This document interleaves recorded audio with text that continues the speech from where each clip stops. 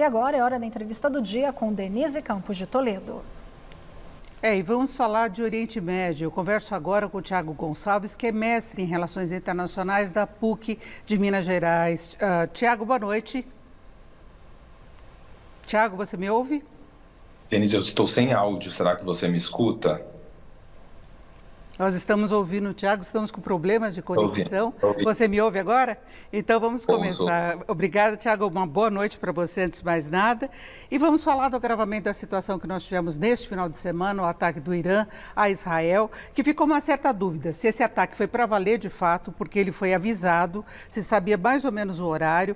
Aí os aliados e Israel conseguiram se defender, né? Não houve qualquer problema mais sério no território de Israel, embora seja o primeiro ataque direto. Na sua avaliação, foi algum recado passado pelo Irã? Haverá desdobramento por parte de Israel, como ele vem ameaçando? Porque o Irã tinha preocupação também com a oposição interna, não é? Exatamente, Denise.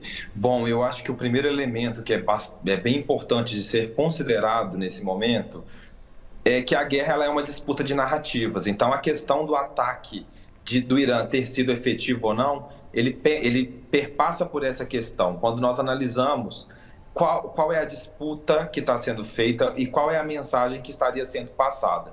Se nós formos analisar objetivamente, né, com mais de 95% dos mísseis, dos drones enviados terem sido interceptados nesse ataque. Alô? Pode prosseguir, pode prosseguir. Pode prosseguir, Tiago. Tudo bem. Com 95% dos drones tendo sido interceptados, isso traz um questionamento se isso foi uma mensagem que o Irã estava querendo passar ou se ele queria realmente atingir algum alvo específico em Israel. Bom, eu acho que é importante considerar nesse caso que a mensagem passada pelo Irã, com tantos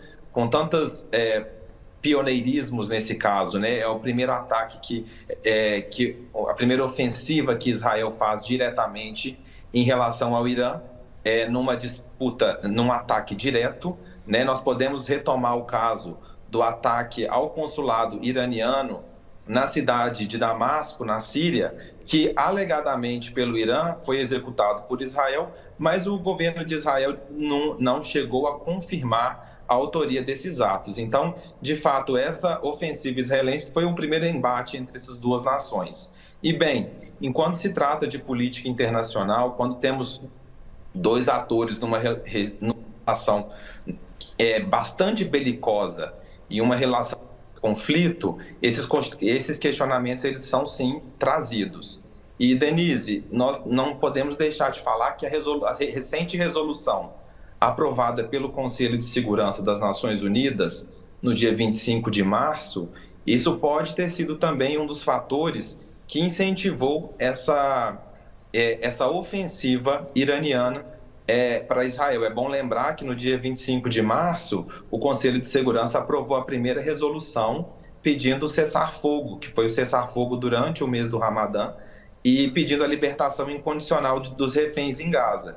Então, até então, o Conselho de Segurança, que não conseguia aprovar resoluções durante o conflito na faixa de Gaza, foi a primeira aprovação de um documento. Ainda que o governo dos Estados Unidos tenha se abstido nessa votação, os outros 14 países membros do Conselho votaram a favor.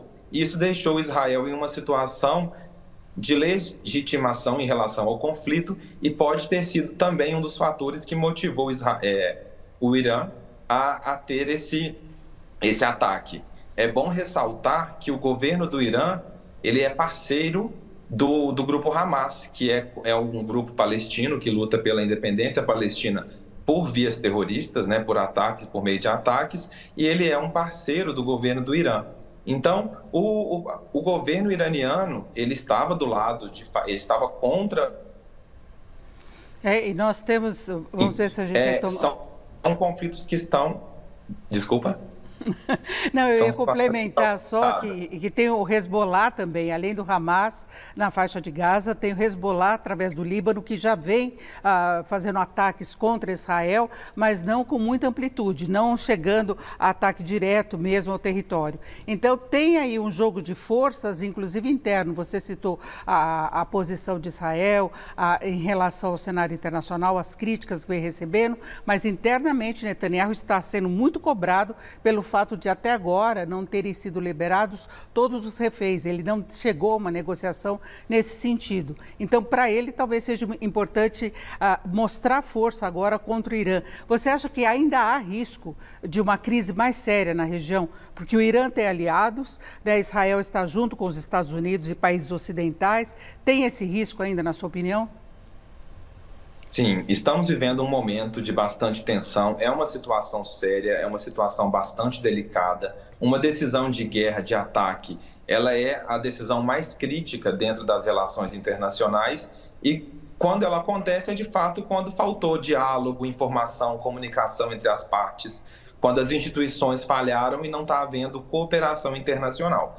Então, assim, estamos nesse momento de escalada de tensões. É importante notar o posicionamento dos países vizinhos pedindo uma contenção da situação, o governo do Egito, o governo da Jordânia, que foi um dos governos que também interceptou o envio de drones. Eles estão tentando, a todo custo, evitar o escalonamento das tensões.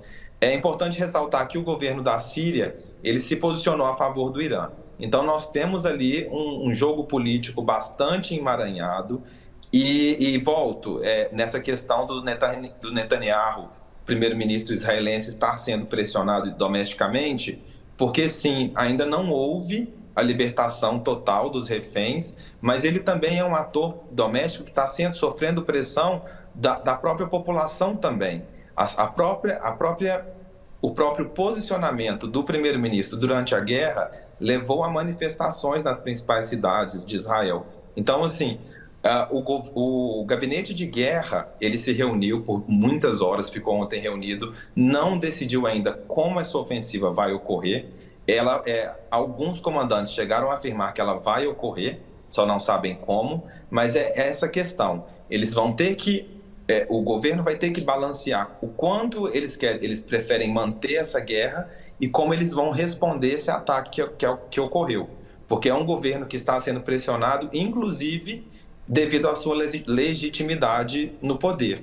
Então, o Netanyahu é um ator que está domesticamente sendo bastante pressionado nesse momento, não somente para poder fazer uma retaliação, mas também para poder buscar um fim no conflito na faixa de Gaza também, e aí o que poderia trazer uma diminuição nas tensões com o Irã. Então, o principal ator que nós temos que observar nesse momento é o posicionamento do Netanyahu. Perfeito, eu agradeço muito a participação do Tiago Gonçalves, que é mestre em Relações Internacionais pela PUC Minas. Tiago, mais uma vez, obrigado, uma boa noite. Boa noite, Denise, eu que agradeço. Com vocês.